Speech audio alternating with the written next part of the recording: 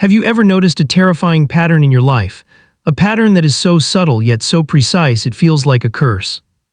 It goes like this: you finally get ahead, you get a tax refund or a bonus at work, or you close a big client. You see $4,000 or $5,000 sitting in your bank account. You feel a momentary sigh of relief. You think, finally, I can breathe, I can start saving, I'm out of the hole. And then within 72 hours the car breaks down, the transmission blows, the dog gets sick and needs emergency surgery. You get a surprise bill from the IRS, or for no logical reason at all, you walk into a store and buy a television you know you don't need. And just like that, the money is gone. You are back to exactly where you were before, struggling, stressed, and hovering right above zero. You tell yourself it's bad luck. You tell yourself, if it wasn't for this emergency, I'd be rich. You tell yourself the universe is conspiring against you. But what if I told you that it's not bad luck? What if I told you that the car breaking down, the sudden spending spree, and the emergencies are actually being manufactured by your own subconscious mind? There is an invisible force governing your bank account right now. It is more powerful than the economy, it is more powerful than your job title, and it is more powerful than your budget. It is called your financial thermostat. And right now, yours is set to broke. Until you find the dial and change the setting, no amount of hard work, no amount of side hustles, and no amount of lottery tickets will save you. You will always, inevitably, cool back down to the temperature you believe you deserve. Today we are going deep into the psychology of wealth. We are not talking about stocks or real estate. We are talking about the machine that controls the stocks and the real estate, your brain. I am going to show you why you are biologically wired to repel money, and I am going to give you the exact protocol to reset your internal thermostat so that wealth becomes not just possible, but inevitable. This is the missing link. This is why you know what to do, but you can't seem to do it. Welcome to the most important conversation you will ever have with yourself. Let's begin with a story about a man named lottery winner Edwards. In 2001, he won $27 million. $27 million. That is enough money to build a dynasty. That is enough money to ensure that his great-grandchildren never have to work a day in their lives. 5 years later, he was living in a storage unit, surrounded by human waste, addicted to drugs and penniless. We look at that story and we judge him. We say, what an idiot. If I won that money, I would be smart, I would invest it. But would you? Statistics show that 70% of lottery winners go broke within a few years. Why? Is it because they are stupid? No, it is because of the thermostat. Imagine your house has a thermostat set to 70 degrees. It is a cold winter day. Someone opens a window and freezing air rushes in. The temperature drops to 60. What does the system do? It kicks into overdrive. The furnace roars to life, burning fuel, working hard until the room is back to 70. Now imagine it is a hot summer day. The thermostat is still set to 70. Someone opens the door and a heat wave rushes in. The temperature spikes to 80. What happens? The AC kicks on. It works tirelessly to cool the room down to get rid of the heat until it is back to 70. Your financial identity works exactly the same way. Everyone has a set point. This is the amount of money that feels normal and safe to your nervous system. For some people, that number is zero. For others, it's $50,000 in debt. For others, it's $10 million in the bank. If your set point is struggle, and you suddenly get a windfall of money, a heat wave, your subconscious mind goes into panic mode. You are overheating, you are outside your comfort zone. Your brain screams, this is not us, this is dangerous, get rid of it. So you self-sabotage. You subconsciously neglect the oil change in your car so it breaks down. You pick a fight with your spouse that leads to an expensive divorce. You make a risky investment that you know is too good to be true. You find a way to cool down the room until you are back to your safe, comfortable struggle. Conversely, if you take a billionaire like Donald Trump or Elon Musk and strip them of all their money, dropping them to zero, their thermostat kicks on. They don't panic. Their internal setting is billions. They will work relentlessly, leverage relationships and spot opportunities until they are back to their set point. This is why the rich get richer and the poor get poorer. It's not just the system, it's the setting. So the million-dollar question is, who set your thermostat, and why is it set so low? The answer lies in your childhood. It lies in the money scripts you were fed before you were 7 years old. Think back to the dinner table when you were a kid. What did you hear your parents say about money? Did you hear phrases like, money doesn't grow on trees. We can't afford that. Rich people are greedy and evil. You have to work hard for your money. Filthy rich. These aren't just words. To a child's brain, which is in a hypnotic state of learning, these are commands. They are coding the operating system of your reality. If your father came home every day exhausted, angry, and complaining about his boss, you learned a script. Making money is painful. Making money requires suffering. If your mother looked at a wealthy person in a nice car and sneered, "I bet he's a crook," you learned a script. If I become rich, I will be a bad person and my mother won't love me. This is the deepest fear we have. As humans, our primary drive is belonging. We need the tribe to survive. If our tribe, our family, believes that money is bad, then becoming wealthy feels like a betrayal. It feels like exile. So you might work hard, you might say you want to be rich, you might visualize it, but deep down your nervous system is slamming on the brakes because it is terrified that if you actually succeed, you will lose the love of your family. You will be an outcast. This creates financial trauma. And just like physical trauma, financial trauma lives in the body. It is the tightness in your chest when you open a bill. It is the sweat on your palms when you look at your bank app. It is the urge to vomit when you think about asking for a raise. That physical reaction is your body telling you, danger, do not proceed. So how do we fix this? How do we reprogram a machine that has been running for 20 or 30 years? We cannot just think positive. Affirmations don't work if your subconscious believes they are lies. You can stand in the mirror and say, "I am a millionaire" 1,000 times, but if your gut says you are a fraud, the gut wins. We need a protocol. We need to perform surgery on your identity. Here is the 3-step process to resetting your financial thermostat in 2025. Step 1. The audit of lies. You need to drag these subconscious scripts into the light. Vampires die in the sunlight. Your limiting beliefs die when you expose them. I want you to do an exercise tonight. Take a piece of paper. I want you to finish this sentence. Rich people are. Don't think, just write. Let the venom come out. Greedy, selfish, lucky, and cheaters. Now look at that list. If you believe rich people are greedy and selfish, why on earth would you ever let yourself become one? You wouldn't. You will subconsciously block every opportunity because you want to be a good person. You have to challenge the lie. You have to find evidence to the contrary. Are all rich people greedy? No. Bill Gates has saved millions of lives from malaria. Dolly Parton has given away millions of books to children. Money is not evil. Money is an amplifier. If you are a jerk, money will make you a huge jerk. If you are generous, money will allow you to change the world. You have to rewrite the script. Money is a tool for good. I can make money and still be a kind person. My wealth benefits everyone around me. This isn't magic, it is cognitive reframing. You are updating the software.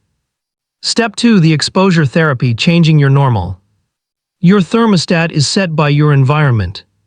If you hang out with 5 people who make $40,000 a year and complain about the economy, you will be the 6th. This is because of mirror neurons.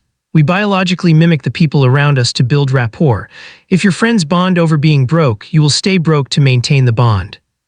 You need to shock your system with a new normal. You probably can't just dump your friends and hang out with billionaires tomorrow, but you can use proximity hacks. Go to the most expensive hotel in your city. You don't have to stay there, just go to the lobby, order a coffee. Yes, the coffee might cost $12, pay it. Sit there for an hour, watch the people. Notice something, they aren't stressing, they aren't rushing, they are calm, they are normal humans. Your brain needs to see this. It needs to realize, hey, nobody is dying here, this is safe, I belong here. Go test drive a car you can't afford yet. Sit in the leather seat, smell it, feel the steering wheel. Go to an open house for a $2 million home. Walk through the kitchen. You are desensitizing yourself to wealth. Right now, wealth feels like other. It feels like a fantasy movie. You need to make it feel tangible. You need to make it boring. When wealth feels boring, it becomes achievable. When you stop putting money on a pedestal, you can finally reach it. Step 3. Raising the floor, the standards shift. Most people focus on their ceiling. They say, I want to make $1 million. But you don't get what you want, you get what you tolerate. You get your standards. Look at your life. What is the lowest amount of money in your bank account that you tolerate before you freak out? For some, it's $0. They don't panic until the card gets declined. For others, it's $1,000. For a multimillionaire, if their account drops below $100,000, All the alarms go off and they take massive action to fix it. You need to raise your floor. You need to make a contract with yourself today. I will never, under any circumstances, allow my bank account to drop below $2,000. That is your new zero. If it hits $2,100, you treat it like an emergency. You cut spending, you pick up extra shifts, you sell something. You react with the same urgency you used to feel at $0. Once you stabilize at $2,000, you raise the floor to $5,000, then $10,000. You are mechanically cranking up the thermostat. You are training your nervous system to accept a higher baseline of security. This also applies to your work. Stop accepting clients who pay you late. Stop accepting a salary that is below market rate. When you tolerate mediocrity, you are telling your brain, "This is what I am worth." When you say no to a low-paying opportunity, it is terrifying. But it is also a signal to the universe and to your own psychology that you are ready for more. There is a concept in cybernetics called the self-correcting mechanism. A missile doesn't fly in a straight line. It constantly goes off course, corrects, goes off course, corrects. Your self-image is the guidance system. If your self-image is "I am a successful entrepreneur," then when you go broke, your guidance system says "off course" and corrects you back to wealth. If your self-image is "I am a struggling artist," then when you make money, your guidance system says "off course" and corrects you back to struggle. You have to change the destination coordinates. You have to visualize the person you are becoming, not as a dream but as a memory of the future. This brings us to the most difficult part of the process, the identity death. To become the wealthy version of you, the poor version of you has to die. This sounds dramatic, but it is true. The poor version of you has habits, it has friends, it has comfort foods, it has ways of wasting time, it has a victim story that it loves to tell. "Oh, the economy is bad. Oh, my boss hates me." That story serves you, it gets you sympathy, it excuses you from trying. If you want to be rich, you have to give up the story, you have to give up the sympathy. You have to accept that you are 100% responsible for your life. That is a heavy burden, most people don't want to carry it. They would rather be poor and blameless than rich and responsible. But you are watching this video because you are different. You are watching this because you feel a tension in your gut. You feel that you are capable of more, but you are stuck in second gear. That tension is your old thermostat fighting your new potential. It is the war between who you are conditioned to be and who you actually are. The good news is once you reset the thermostat, the money comes easily. It sounds like a lie, but ask any wealthy person. Once they broke through the barrier, the first $100K, the first million, it got easier. Because they weren't fighting themselves anymore. They weren't driving with the parking brake on. Their subconscious started working for them, spotting opportunities, giving them confidence, negotiating better deals. Your brain is a supercomputer. It processes millions of bits of data per second. Right now, you have programmed it to find evidence of why you can't afford things. If you reprogram it, it will scan the world and find evidence of how to make money. It is the same world, it is the same economy, but you are running a different search query. So here is your assignment. For the next 30 days, we are going to go on a negativity fast. You are not allowed to say, "I can't afford it." That phrase shuts down the brain. It is a period at the end of the sentence. Instead, you must say, "How can I afford it?" That is a question mark. It opens the brain. It invites creativity. Even if you are looking at a private jet, don't say "I can't." Say, "How would I?" Maybe I'd need to invent a new software. Maybe I'd need to serve 10 million people. You are training your brain to solve the puzzle of wealth rather than accept the prison of poverty. And secondly, forgive yourself. Forgive yourself for the debt, forgive yourself for the bad investments, forgive yourself for the wasted time. Guilt is a heavy anchor. You cannot sail forward if you are anchored to the past. Your past financial mistakes were made by a version of you that had a lower thermostat setting. They were just doing what they were programmed to do. You are not that person anymore. You are the person holding the dial. Turn it up. Turn it up to the level of abundance. Turn it up to the level of freedom. Turn it up to the level of impact.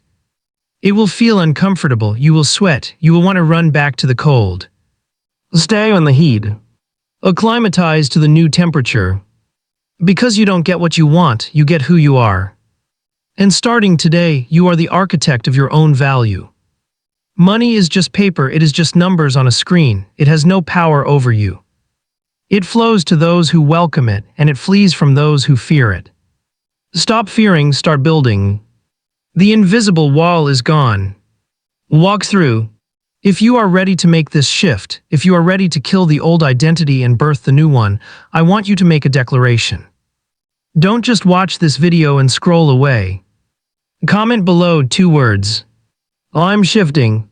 Tell the algorithm, tell the world, and most importantly, tell your own subconscious mind that the old setting is broken and the new setting is live.